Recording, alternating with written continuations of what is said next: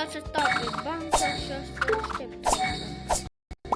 Și eu chiar sunt foarte bun pentru că dacă intrăm aici apare că forță totală 6, 3, stric,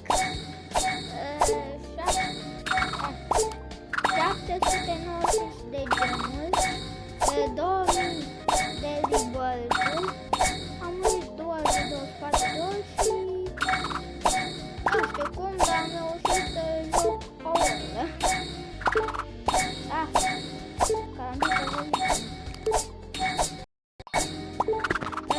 și eu acum o să merg la lumea mare.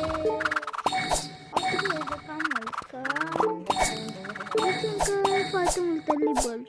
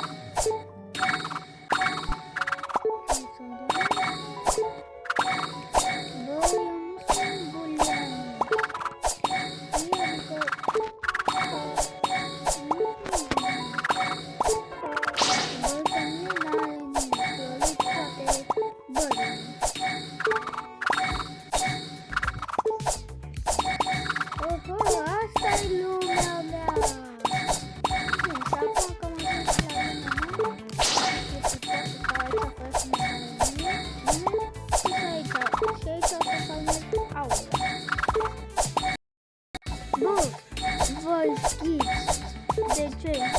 Dau o dată cu carambitul și deja îmi dau de voi? Adică eu uitați-vă la mușchi de acolo, să vedeți. Dau o dată cu carambitul 0.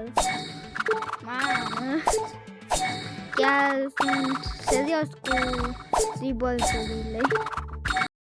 Da, și cum nu se mai se întâmplă nimic, atât a fost videoclipul de astăzi. Sper că v-a plăcut, sper că am închis de o formă epică, că dacă nu eu mă duc la de dimineața la voi acasă și vă mor.